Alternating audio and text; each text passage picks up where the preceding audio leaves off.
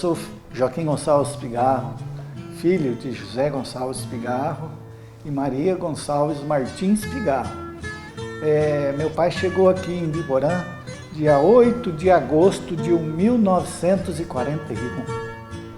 Exatamente no dia 8 de agosto ele descia na estação ferroviária neste lugar.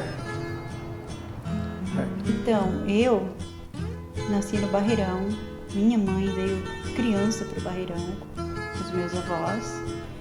E a minha mãe, o nome de solteira da minha mãe é Maria das Dores Martins Pigarro. E depois, eu de casado, né, Maria das Dores Martins Rocha, Lopes da Rocha. Aí tirou Rocha, ficou Lopes. E aqui ele tinha comprado uma propriedade em função de que um tio dele, irmão da minha avó, da mãe dele, automaticamente, ele tinha vindo 2 anos antes, em 39, que era o seu Antônio Nalim. Ele veio em 1939 para Ibiporã.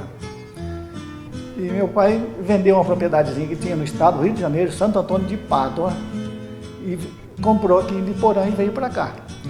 Naquela época era tudo difícil, né? Porque eu lembro que minha mãe falava que quando vieram para Ibiporã, eles trouxeram no trem uns 30, 40 quilos de arroz em casca, mais ou menos, né?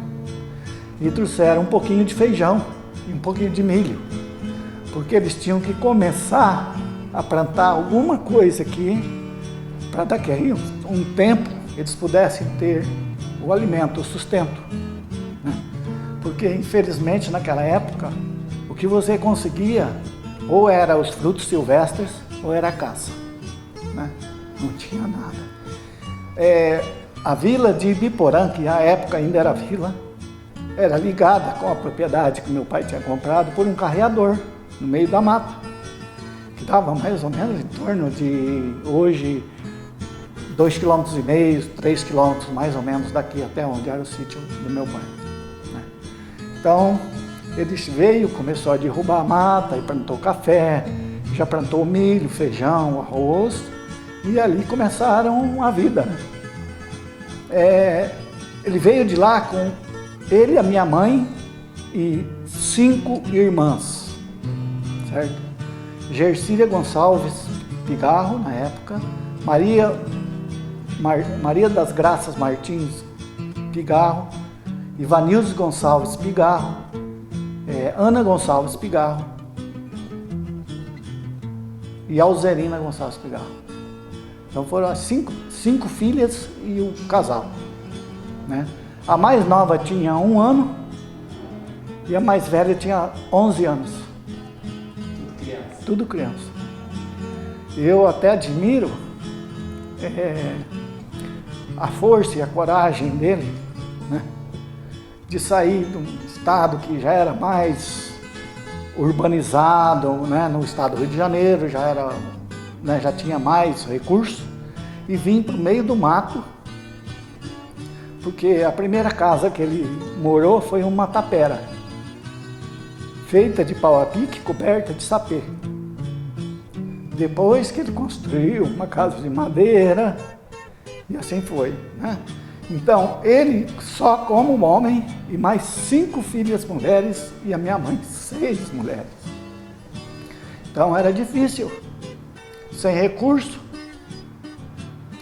A minha mãe conta que no primeiro ano, principalmente, antes de começar a produzir, a sorte que a terra era super produtiva, né? E bem fértil. No primeiro ano eles passaram muita necessidade. Comiam arroz, muito pouco, porque tinha que deixar para plantar primeiro. O quirela de milho, que era feita quirela, socada tudo no pilão, que não tinha. Depois, com o tempo, meu pai construiu um moinho de fubá e um engenho de cana.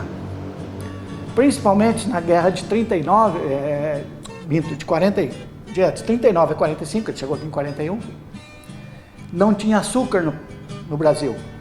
Então o açúcar era feito com o melaço da cana. Então ele construiu esse engenho de cana e fazia o melaço para adoçar o café, que inclusive esse cafezinho que a gente está tomando aqui hoje. E eu, quando criança, nós estudamos na Fazenda Moia, numa escola de madeira, até o segundo ano primário. Depois a gente veio fazer da terceira série em diante no Beltrão, no Colégio Beltrão.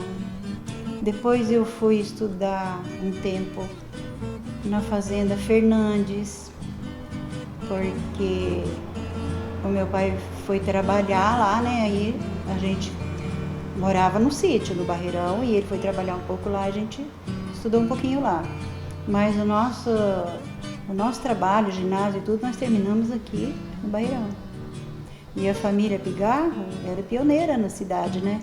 O meu avô, ele foi da Câmara Municipal, ele vinha com um caminhão pé de bode do Barreirão para cá, para Ibiporã, um caminhãozinho que fazia um barulho, que quando nós estávamos fazendo arte, a gente parava quando escutava o barulho daquele caminhãozinho barulhento, né? Que às vezes estava pegando fruta, subindo nas árvores, que os pais não gostavam, né? Aí quando a gente ouvia o barulho do caminhão do meu avô, a gente descia uma vez, o Joaquim era bem pequeno, nós subimos num pé de castanha, sabe aquela castanha que dá aquela roda bem grande e é espinhenta? Então meu avô estava chegando de Ibiporã e não tinha como descer, nós pulamos, né? Aí nós pulamos embaixo, eu escondi o Joaquim debaixo do pé de castanha e eu ainda quase torci o pé e me escondi também, porque meu avô, ele era severo assim, né? Porque podia se machucar igual machucar mesmo, né? E ali o Barreirão foi o nosso morar, né? O nosso residir por anos e anos e anos. A partir daí, eles passaram a ter, então, o açúcar, né, que era o melaço, e o açúcar mascavo também, que ele fazia, que era aquele açúcar escuro, que hoje nós encontramos no mercado aí para comprar, né? Então, Jaime, os primeiros anos a coisa foi muito difícil. Depois e tal, aí ele foi trabalhando e a fertilidade, né, do solo e da região ajudou ele e tal, ele conseguiu comprar animais, tá? Aí já fazia as coisas no lombo do animal, né? Depois ele conseguiu comprar um caminhãozinho, né? Um Fordinho 29 e tal. E foi passando os anos e graças a Deus ele foi melhorando, né? E a família continuou aqui. E agora, dia 8 de agosto de 2021, vai fazer 80 anos que a minha família está aqui em Ibiporã. Tá? A Lília Gonçalves, Martins Pigarro e José Gonçalves Pigarro Filho. Os três somos filhos de Ibiporã. Nós falávamos que era um pé de bode.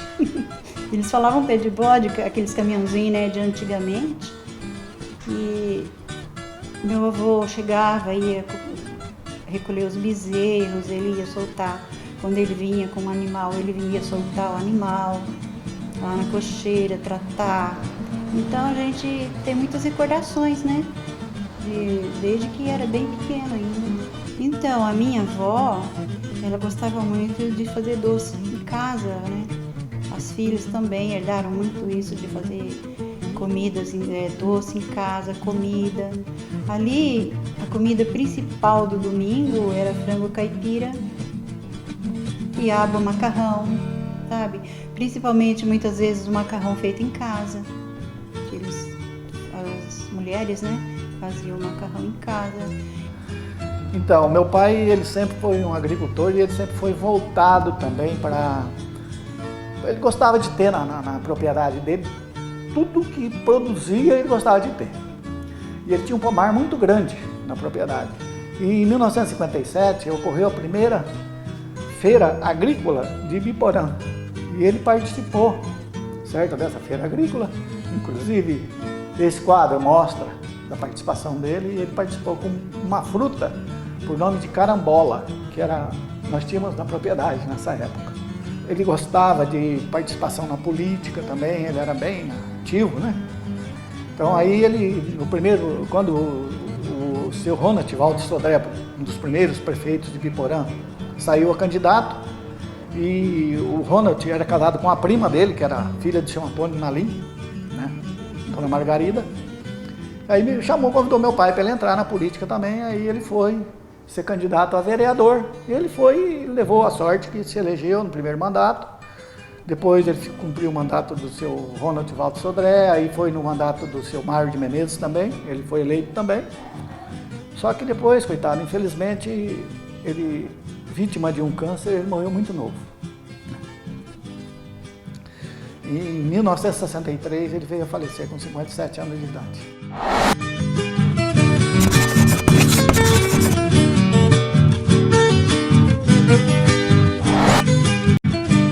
Então, nós vamos fazer hoje o frango com quiabo e a polenta. Para fazer o frango com quiabo e a polenta é necessário o óleo, a água, o tempero, que eu gosto de pôr um temperinho arisco, que dá um paladarzinho melhor, o fubá, o cheiro verde, a cebolinha, o quiabo e o frango. Então, esses são os ingredientes necessários. A água vai em torno mais ou menos de 2 litros para você fazer uma polenta, em torno de meio quilo de fubá, certo? Tempero a gosto. O frango você dá uma pré-fritada nele e depois você vai cozinhar e acrescentar o quiabo, certo? Isso daí estaria formado.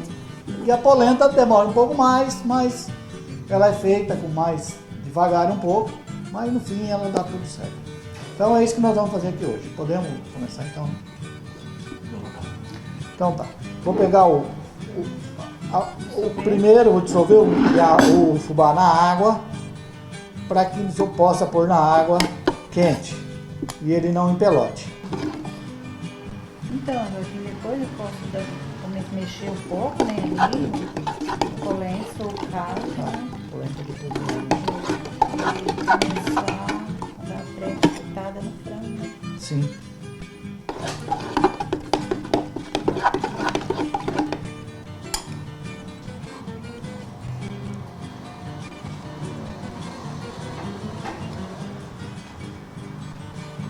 Esse prato, geralmente, ele passou como dizer, avós para mim, né? Das avós, dos filhos, das filhas, as suas irmãs todas, elas têm uma culinária muito bom, né? Entendeu?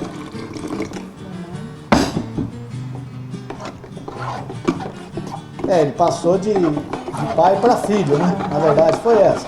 Que até hoje a gente faz, eu tenho uma irmã que ela gosta muito de fazer isso, né?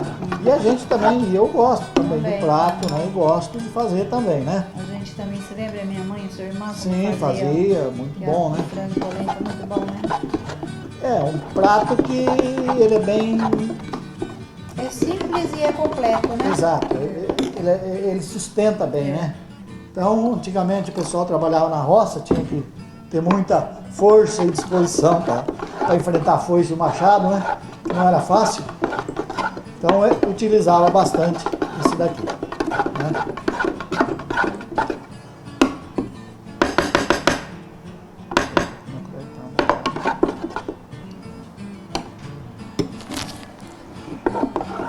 Bom, agora eu vou pôr fubá diluído na água fria. Vou pôr na água quente, porque para ele não empelotar. Então eu dissolvo ele primeiro na água fria, depois coloco ele na água quente. Então agora eu vou soltando ele aqui, para ele começar a cozinhar aqui na água.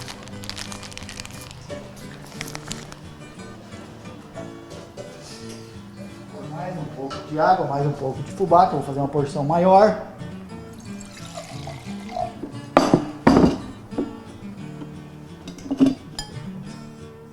Mentira, viu?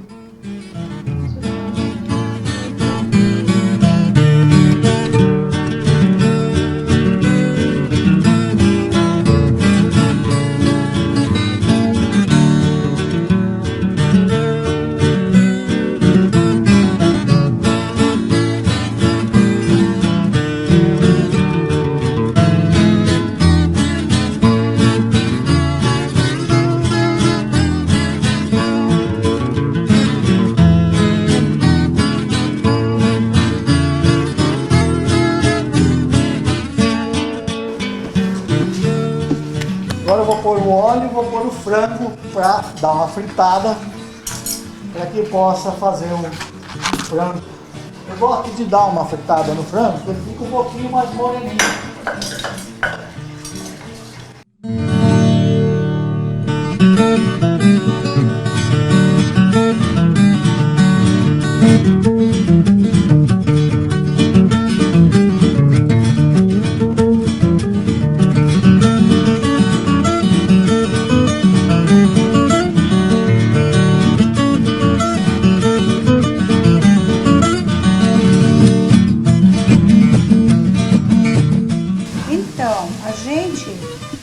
Corta a ponta do quiabo, o pezinho dele, e se quiser, a gente pode cortar o tamanho que quiser. Pode colocar inteiro, pode colocar os pedaços, cortado. E a gente, se quiser também, a gente pode refogar o quiabo.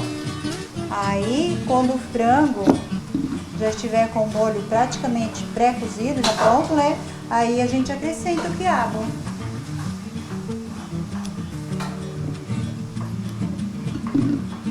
Deixa ele cozinhar, né, junto com o frango. E pra ficar também sequinho, chutinho, ele não fica com baba. Fica um prato eficiente, muito gostoso. Eu gosto de fazer a polenta batida, né? Porque ela sendo batida, eu acho que ela fica mais saborosa. Tem muita gente que costuma fazer a polenta hoje, põe fubá, água, tempero na pressão e pronto, e deixa lá cozinhar. Aqui o meu tipo de fazer já é um pouquinho diferente. Eu já prefiro fazer ela na panela aberta e ir batendo, para ela ficar mais... Eu entendo que ela gosta e acho que ela fica um pouco mais saborosa. E é uma maneira tradicional dos antepassados, dos mais, né? Antigos, que a gente aprendeu assim, a fazer dessa maneira. Mais artesanal, né?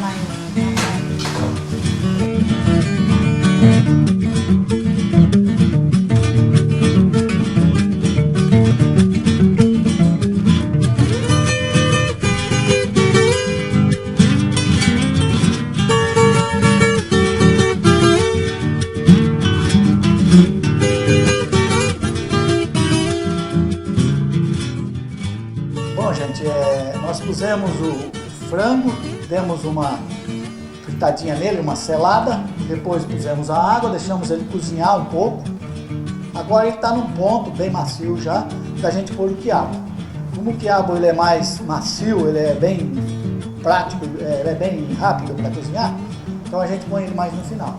Quando o frango já está bem macio, porque aí ele vai pegar um pouquinho do paladar do frango e vai deixar um pouquinho do gosto dele também no frango, tá? Então nós vamos pôr o quiabo. E quando tiver cozidinho, acrescenta os temperos. Verde, mais para frente, exatamente. Quando já estiver pronto, né? Aí acrescenta os temperos. De agosto, né? A gosto.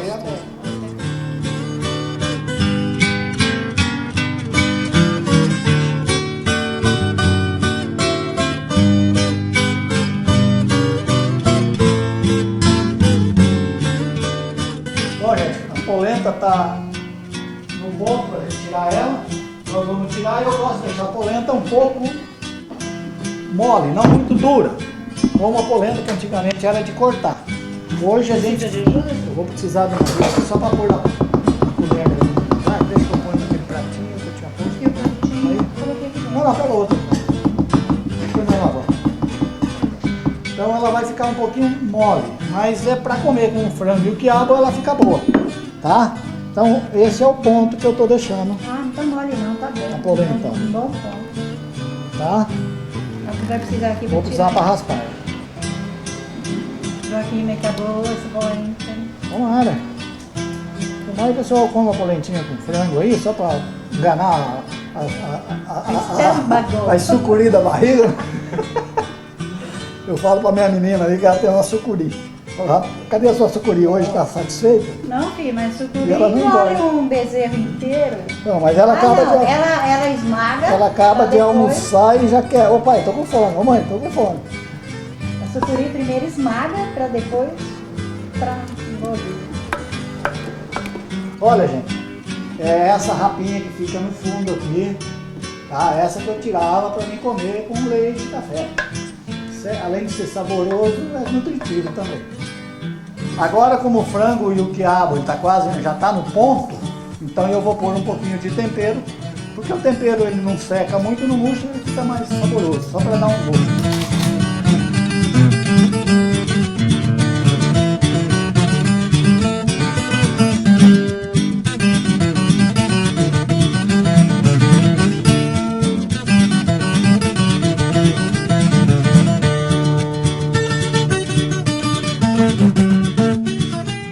A gente pode pôr um pouquinho de tempero também na polenta para ela ficar mais saborosa, né? Quem quiser pode pôr ao gosto, né? Isso ficaria ao gosto, né? Para ela dar um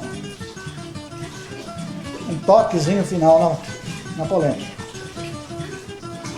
um pouquinho aqui, porque às vezes tem gente que não gosta, que tira do lado. Ok? Então, como o nosso frango com quiabo também já está no ponto, né? Nosso frango com quiabo está no ponto, nós vamos desligar. Certo? E agora é o melhor de tudo, né? Comer.